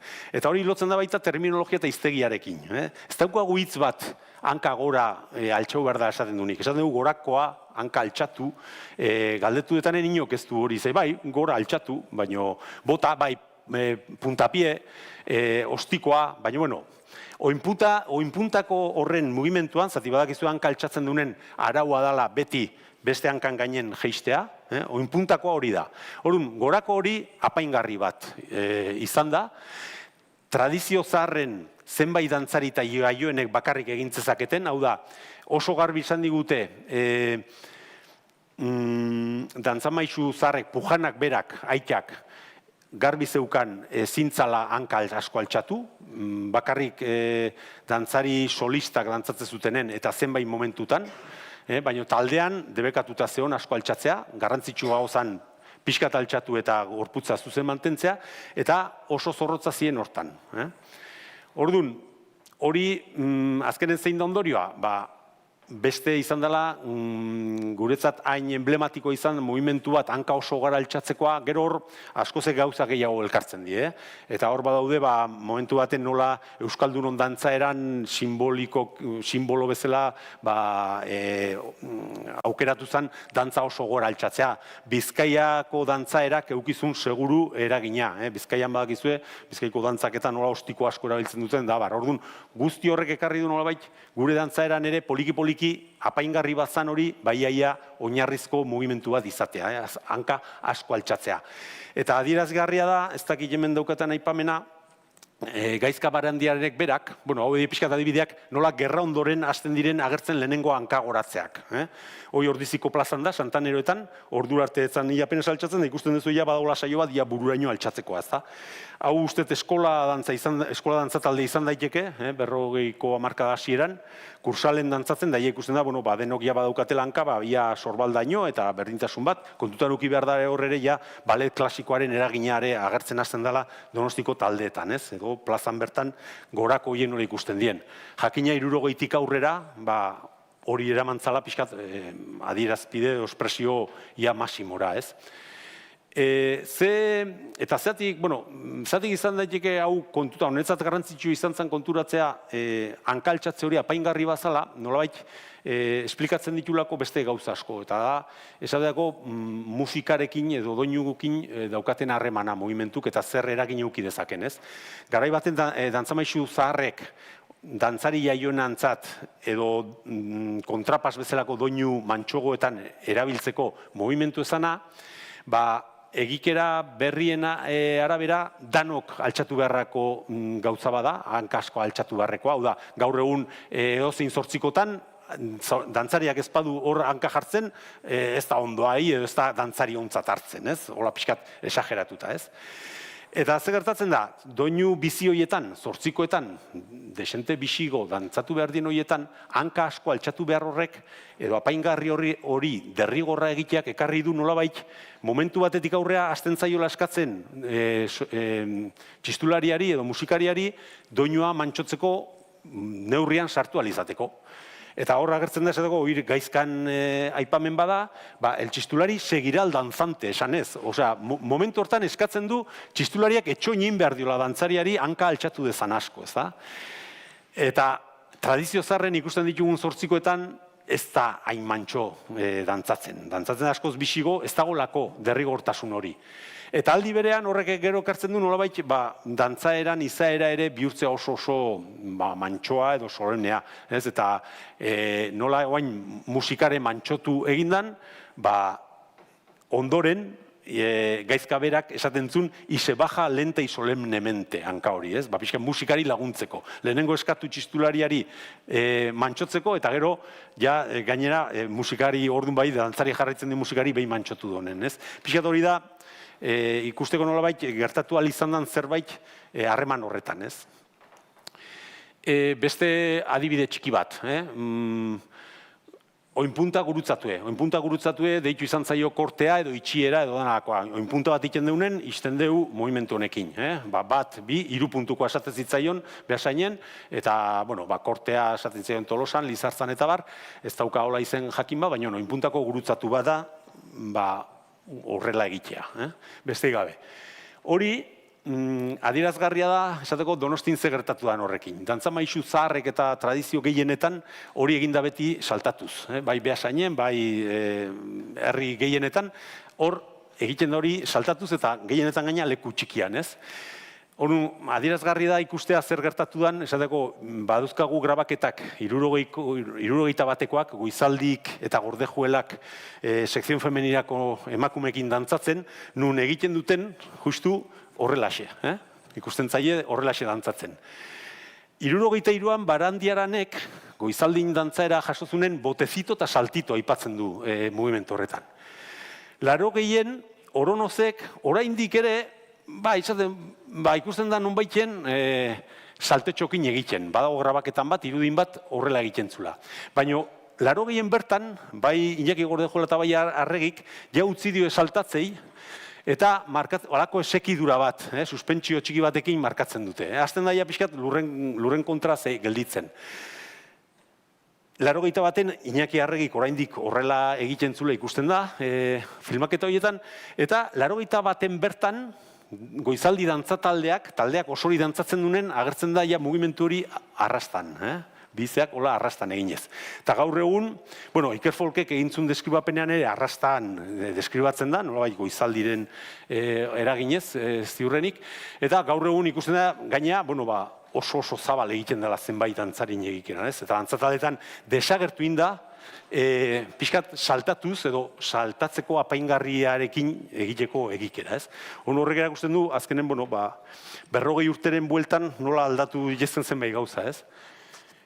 Beste bada, ostikoa lehen goratze ez da haitu geha, tradizioan hanka goratzeko momentu bat izaten zen azkeneko ostiko hori, ez oin puntatan, baina bai azkeneko ostikoan, ez? Eta hori ostiko hortan, badago gauza bat oso berezia eta da, bai, hemen datuz esateko, nola kontatuko izuetan pixkat, logika bat jarraituz. Bakizu zenbait dantzatan atzea aurreko pauso egiten dila, azkena esaten zaio atzea eta etorri bi eta ostikoa eman, ezta? Onuntzatu zen geha, atzera, eta. Bueno, hori nolabait gaur egun dantzatalde gehienak eta normalizatuta egiten dugu, 1, 2, 3, 4, 5, 6. Bueno, Iñaki Arregin esanetan, edo behintzat Ikerfolkeko testigantzan arabera hori da, pixkat Iñaki Gordejuelak bere gauzak arautu behar hortan, batez dantzatalde guztik batera egintzezan ezarri zuen pauta bat, ezta? Ba, izan dela, venga, 4 atzera, 2 aurrera eta altxatu. Bueno, dantza maisuek kontatzen digute eta pujanak eta bar, eta bai Ordizin, bai Legazpin eta bar, hori pauso txoiek, batez atzerako pauso horiek trampa ziela. Dantza maisu zaharrek eta pujanabeak hori gaitzetxe ikentzun. Hori trampa itea da, hanka gehiago altxatu alizateko. Gehienera ere, egin dezakezu muriska bat, eta muriska horren impulsua aprotxatuz, ostikoa jo. Orduan, da beste adibide bat, nolabait, Zaldibiko edo Goierriko eskolak gaitzestezun edo gaizki ikustezun mugimendu bat nola gero hemen Donostin eman zaion nolabait pauta ofiziala. Ari naiz oso simple hitz egiten esatetanen Goierri eta Donosti, ze gauzak ez diain simplek, baina bueno, pixkat jendek zuek ulertzeko. Ez dugu pentsatu behar bain Donostin dana gaizki ikena irenek ez da gutxi gore. Donostin edo antzataldetan, gauzak zabalduta. Hau bera gaina oso bitxia da, bueno, eske dantza maisu horiek, euskalo, nondik ata duen hori edo ez, edo da bar. Oso bitxia da, okerrezpanao nunbaiten agertzen dala, bueno, hemen beste gabe dago testigantza zuzena, Urmenetak Legazpin esaten zuna, ez da? Haces la cabriola y te quedas en el sitio y patada. Da hortik aurrera, badan azala karrerila hartzeko eta indar hartzeko zerbait. Ustet, bai, aipatu nahi nuna zan, berpizkundeko dantza historikotan, bazegola arau bat eta zan gauzak oso trampa ez zala trampaik egin behar dantzatzeko orduan. Arau batzuk bazeudela eta gaitzetxe egiten zan arau horiek betetzen zituzten trampak egitea. Orduan, trampa konzeptua gure dantza maisu zaharretan ere agertzen dela. Hitzez hitz trampa deitzen diote, ezta? Eta orduan bitxia da ikustean nola, orain 300 urteko eskuliburutan trampa esaten zaion zerbaiti gaur egungo dantza maisuko, gaur ondan mendeko dantza maisu bintzat, erabiltzen zuten, ezta? Tramparen konzeptua dantzatzeko orduan.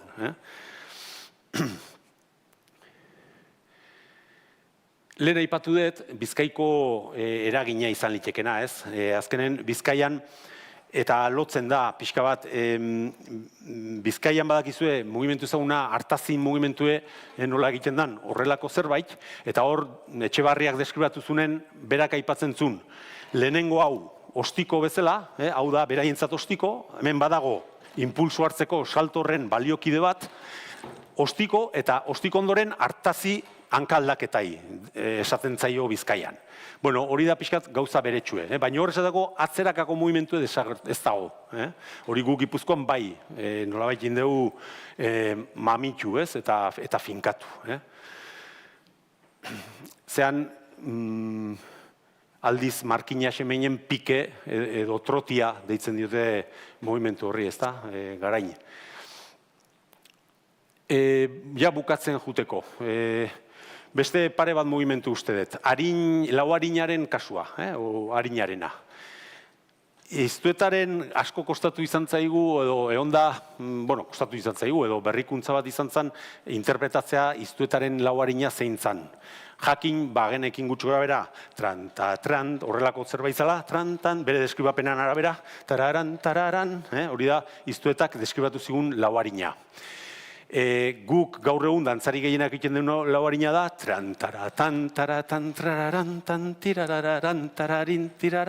bueno, badago antzekotasuna, ez da, zertxo bai. Baina badaude gauza ezberdinak, hortan, iztueta fidagarria zen, zer ari zitzaigun deskribatzen, ez? Laguntzen du inguruko beste tradiziok ikustea, esateko Zumbarragan aurkitzea bazegola iztuetan oso antzeko, edo berdine espaldi maia berdine, lauharin bat, eta da, trian tararan, tararan, tararan, tan tirariraran, tararin, tiraran, ez da honen berdin-berdina, baino da egituraz eta mugimentuz behar bada Zumarranek galdu indute albotara mugitzeko keinu hori, garai baten egiten zutena. Edo Beasainen bertan, Beasaingo tradizio zarren, eta gaur egungo ezpata dantzan, loinazko ezpata dantzan, gordetzen da beste lau harin hau. Trian tararan, tiraran, tararan, tan, tirariraran, tararin, tiraran. Azken baten, iztuetan gandik gertugo daude, gure herri txiki horietan geratu dien zenbait egikera, gaur egun denok erabiltzen ditugunena baino, ez da. Eta beste zerbait esan lezako baita, lasterka bikoiztuak. Haure izan da batzutan, nigo gogoratzen naiz, orain 40 urte inguru, nola bazegon eztabaida mota honetako lasterkak tradizioko kotezien edo ez. Garai hartan goizaldik nola ez zituen egiten, esaten zen ez hori izala gero inventa asmatutako zerbait edo gehiago esango izuet zarautzen, gerekak, esateko, dantzameixu zarrak, aipatu zigun, berak asmatu zula, olakoa mugimendu bat, ez? Ikusi, inspiratu zala, telebistan behin ikusitako gauza batekin. Bueno, hori ere, horre badaude esplikazioak, ez da? Horren, esan dezagun, lasterka bikoiztuak gaur egun egiten duen bezala, bi lasterka elkarrekin lotuta, hori ezagutu zen, Ainorgako zaharrek ezagutu zuten, eta ezagutu zen Bergaran, Elgoibarren, Donostian jakina, eta Ordizian ere bai. Gutxi gorabehera horrela eginda. Horrek, baduka Pujanaren nolabait sinadura, ezta? Baina, badira, beste lasterka batzuk, Beasainen esatutako dantzamaizu zaharrek ikasitakoa da, prestaketei gabe, tararan, tararan, tararan, tarararan, tararan, tararan, prestaketei gabe 3 harinekin lotutako lasterka bat zeon, ez da. Edo badaude beste aldaera gehiago, harin gehiagokin eta prestaketakin, Ainorgako altunai ere grabatutako bat, eta barrez.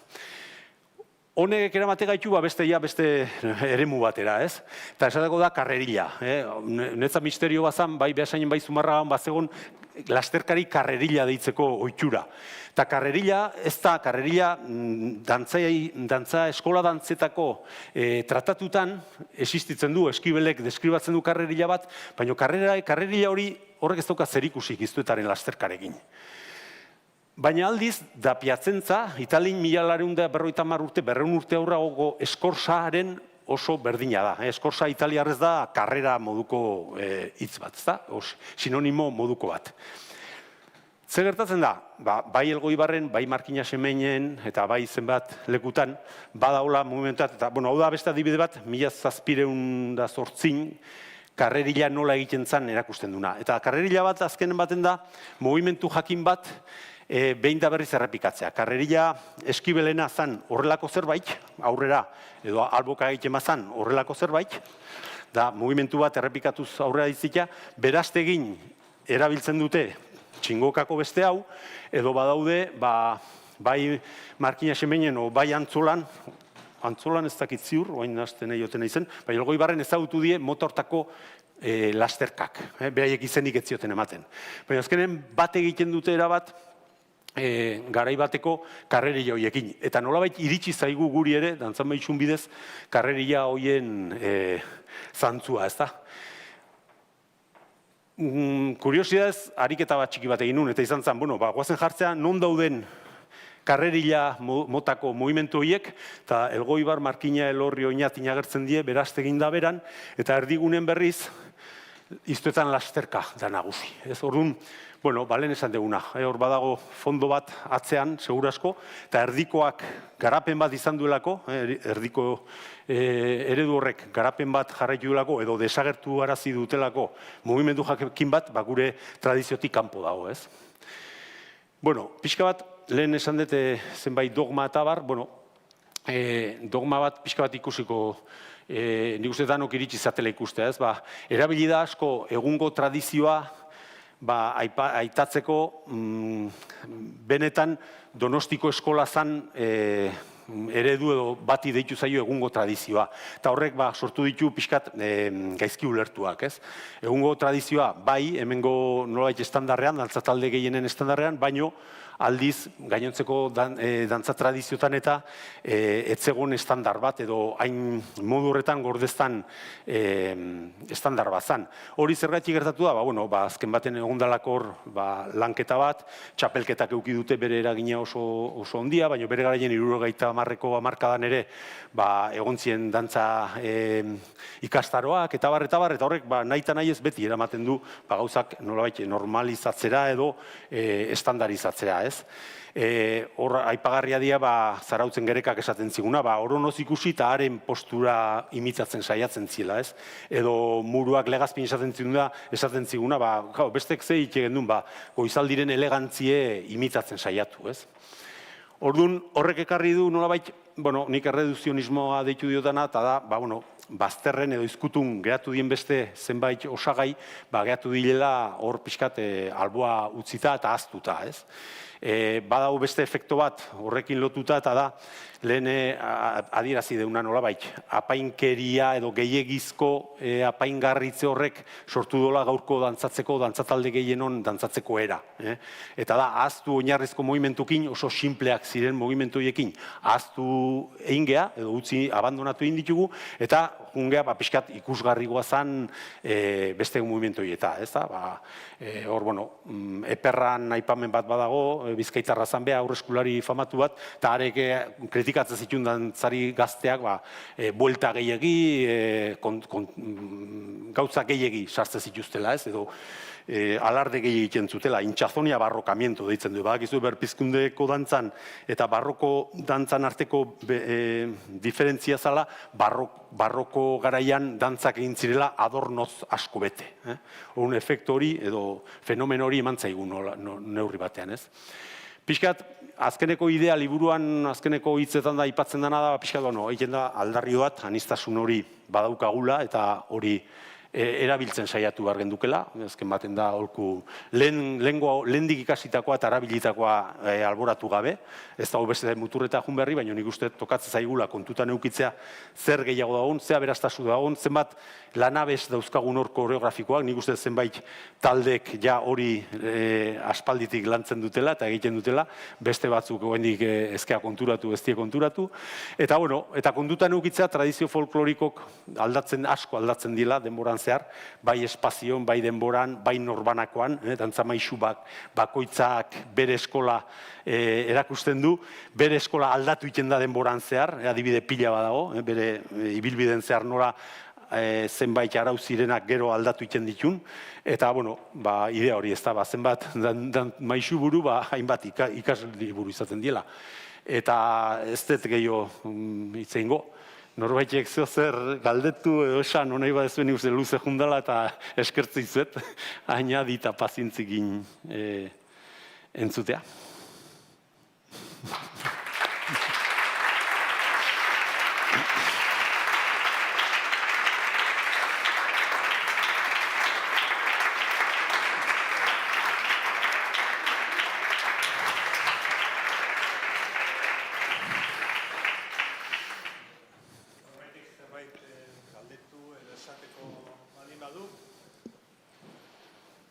Bai, norbaitek zerbait galdetu edo esateko baldin badu?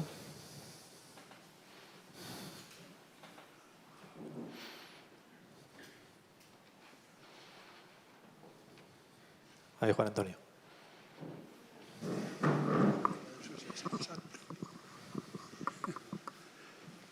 Pentsatzen dut, da beste gauza.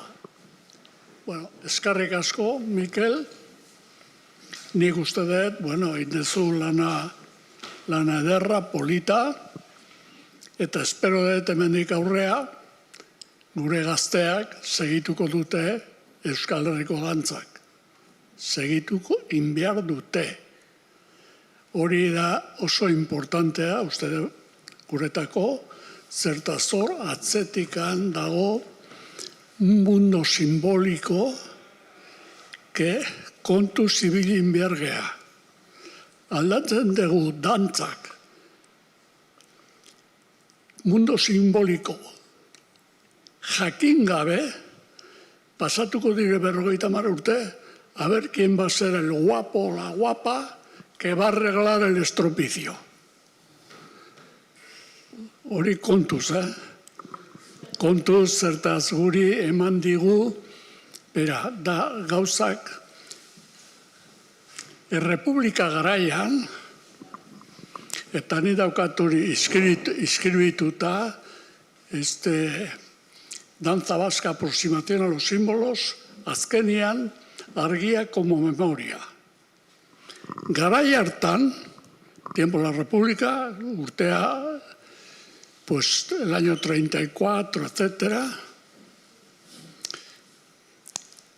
La alpargata no es vasca, la jota no es vasca, la alboca no es vasca, la dulzaina no es vasca, zeharra izan zen euskalduna garai hartan.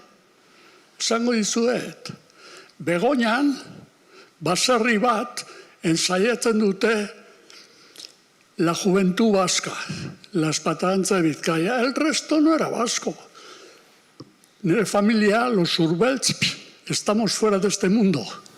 Ene ama, San Martín Unsekua, aita Balderro, Donostin dago el mundo mediterráneo, hemendikan, 25 kilometro. 25. Azpiroz, handik, ibai guziak bana Lebro. Eso es el Mediterráneo. Oso interesgarria da. Guk ez gea konturatzen. Pero el Mediterráneo está ahí. Orduan daukagu bi munduak. Atlantiko, Mediterráneo, gure dantzak esate baterako, emaztekin, Maria eta Bilaok hasi ginenean gauzak horrekin, pasatu gudea, ia 60 urte. Marian, jarrin behar dugu Nafarroko dantzak en el centro de la cultura vasca. Ya vale con dejar a la gente fuera tirada. Bueno, zorionak, eskarrik asko, eta joan behar naiz etxea. Zertaz etxean, ni bizi naiz, ni bakarrik, pero bizi naiz, esango izuet, printzesa batekin. Printzesa bere izena da Pensilvania. Da katu emia eta handago izuiten. Juten naiz irikitzen atia, biratzen dit, segun zenbatzakoli, eta pensatzen dut, bea, botatzen du, el viejo viene tomau. Orain arte. Hau, zein emango dio?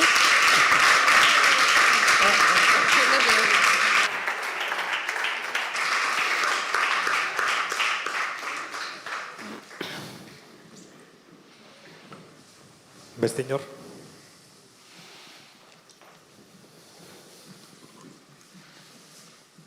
Xabier.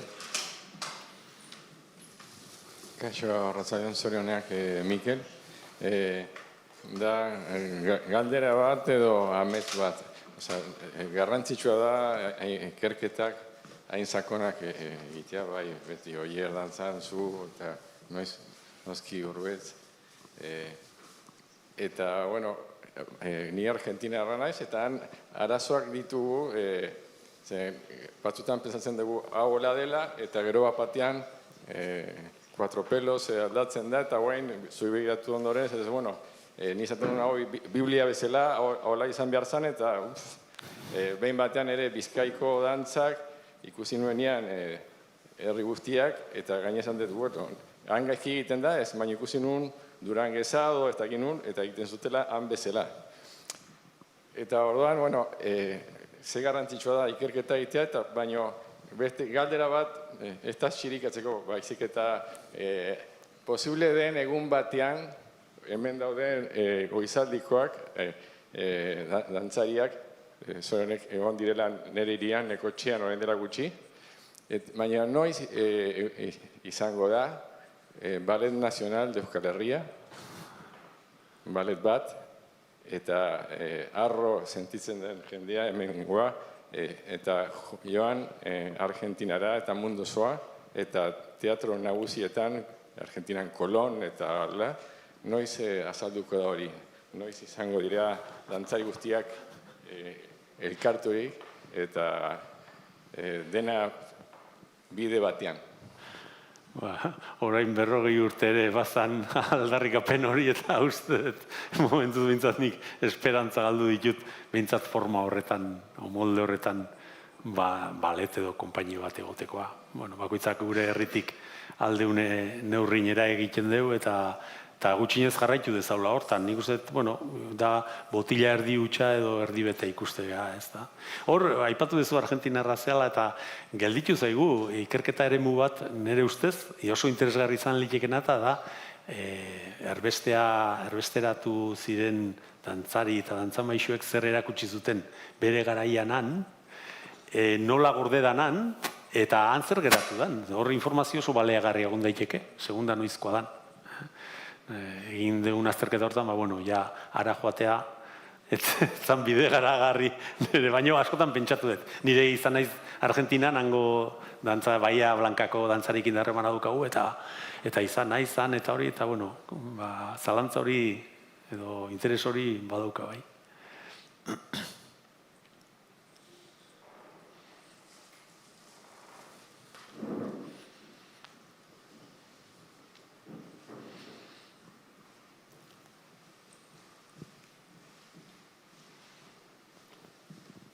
Beste inorrezpada animatzen, nik egingo izut, balde. Antzematen da, ez dakit kontuak garbitzen nahi bat, baina bai bintzat bide bazterrean geratutako aldaera batzuk balioan jarri nahi bat, lan honetan. Ez dakit horrek aurrera begira zer bide planteatzen duen, hau da, zerbait aipatu duzu bukaeran, ezta? Baina, karo, kontua da, bide bazterrean utzi ditugun hainbat egikera eta hoiek egiten zituzten dantzariak edo dantza bide hoiek gutxietxi eta sentitu zaretela edo direla hainbatetan, ez? Tortiari buelta ematera etorri zera? Bertso puntu handia jarridiak. Ez, nik uste dut lehenengo hasieratik konturatzen zea lana harakatzen hasitako momentun, bai bizi izan dugu nik uste dut herritako dantza taldetatik. Nolait, bai, Donostia referentzi bezala, baino sentimentu kontrajarri bat, ez? Miresmena, erdigune horretan egiten zanarekiko miresmena, baina aldi berean zenbaitetan kontutan ez ukitzeko sensazio hori, ez? Besteetan zegona. Nik uste dune balio dula balioan jartzeko, gaur oso modan da honitzen balioan jartzeko herritan gordena hori, ez bakarri balioan jartzeko, nik uste zenbait egikera garrantzitsuagoa direla gaur egun dauzkagunak baino. Eta oinarriak ondo sendotzeko, eta batez baita erabilera pedagogikoa mailan, hau da, dantzak nola erakutsi, edo dantzak sozialki nola gizarteratu. Esan dezagun, lehen aipatu dugun erreduzionismoa bai, baina apainkeria. Eta apainkeri horrek sortu du dantzari bikainak. Danok pentsatzen dugu Gipuzkoako dantza oso zaila dela, eta danok pentsatzen dugu Gipuzkoako dantzari izateko oso pertsona fisikoki doitue gaitasun handikoa eta izan behar dela, eta hori ez da Gipuzkoan bakarrik. Orokorren Euskal Herriko dantzari guztin hartzen dago uste hori. Nik uste, hone balio dula esateko bai, bide hori egin du, gure dantzaera zarrak egin du bide hori, gora eramateko, baino ahaztu intzaio eta badago beste bat, eta horrek ekarri du, gero romerietan jendeka bazterren ustea zenbait dantza egitea, kartzen du, adin batekin zaudenean, ez hausartzea dantza egitea, guk arazo handia daukagu zinego ez zikin, ez adinagati bakarrik. Dantzari ez danak orain gaur egun dantza egitea bultzatzea oso zaila da, danok daukagulako hor pentsatu da, ez hau oso zaila da, nola ikasiko denik. Eta gertatu zuen guri agintariak aurrezkoan dantza enarazteko, saiatu geha oinarrizkoa erakusten eta iruditzen zaie gaizki diela, gaizki dantzatzen, hori balioan jarri beharra dago. ez dira gaizki, haidie behar bada oinarritan hobeto dantzatzen gu dantzariok baino. Haidielako erabiltzen benetako dantzamaisun tradizio zarreko osagaiek haidirela modu zuzenagon erabiltzen, ez? Orduan, bueno, hor, nik uste garbi, ze bidera eman behar duen, behintzat ezagutu, eta jakin non zer dago hor atzean, ez? Eta bai pedagogia aldetik baliagarria da, ume txikiri nola erakutsi. Askotan hasten gara erakusten, hanka oraino, eta hanka altxatzen, eta bueno, igual lehenengo oinarriak erakutsi bartzaizkie. Eta nolabait horrek modu antolatu baten baliabidek ematen dizkigu. Gero, dantzatalde eta proiektu bakoitzak eta egitasmo bakoitzak hor ipatu dezuna, lehen bukaeran esan eta nek aldarrikatzen eta aniztasune. Egon dela aniztasune, bakoitze bere bide egin dezake, baina kontutan euki hor daun material asko oso. Eta nik uste zenbait taldek egindun, behar bada oso kontziente izan gabe egindun material honen erabilpena, oso emaitza honetako izan dela. Eta horrek baduka bere magia zerbaitegatik eta baliagarri gertatzen da edo norentzat.